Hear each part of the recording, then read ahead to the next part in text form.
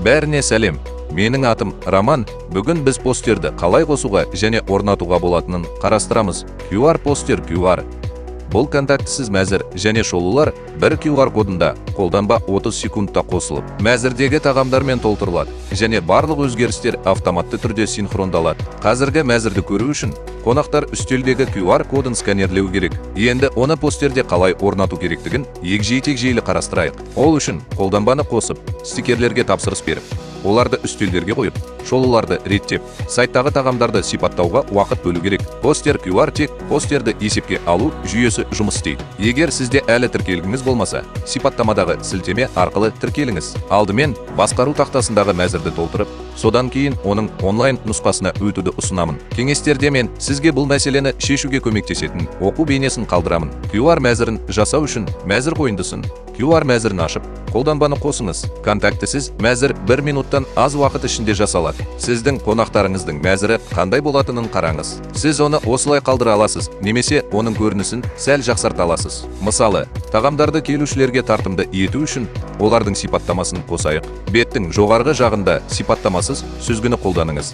Осылайша біз мұндай позицияларды тез табамыз. Өңдегіңіз келетін элементтердің жанындағы жолды басыңыз. Осы бетке сипаттаманы қосыңыз. Мысалы, тағамның ерекшеліктерін, құрамындағы аллергендерді және калория мөлшерін сипаттаңыз. Немесе тағамның тарихын айтып беріңізші. Мысалы, тағам қандай шараппен үйлеседі. Сондай-ақ бұл бетте фотосуреттерді өзгертуге, өлшемі 5 мегабайтқа дейінгі GPG NJPEG пішіміндегі кескінді жүктеп салуға және арақатынасы 1000 пиксельге дейін болады. Санатты өзгерту. Причизаны пицца санатынан жалпы санатқа ауыстырыңыз. Санаттардың аздығымен қонақтар тезірек тапсырыс береді. Сондықтан мәзіріңізді 2 деңгейге реттеңіз.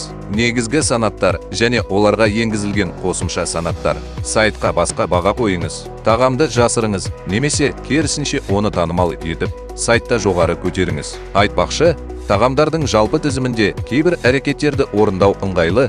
QR постер қолданбасындағы барлық өзгерістер постердегі мәзіріңізге ешқандай әсер етпейтінін ескеріңіз. QR кодтарын орнатуға көшейік.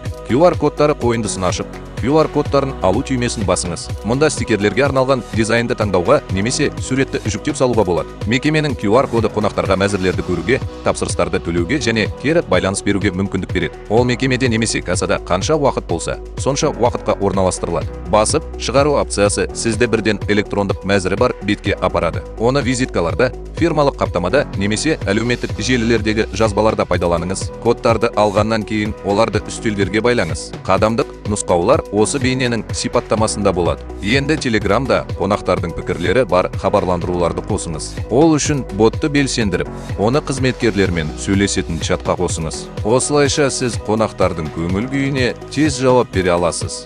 Контактісіз мәзіріңіз дайын. Егер бұл видео пайдалы болса, лайк басып, каналға жазылыңыз. Күндеріңіз сәтті өтсін және сатылымдарыңыз керемет өтсін.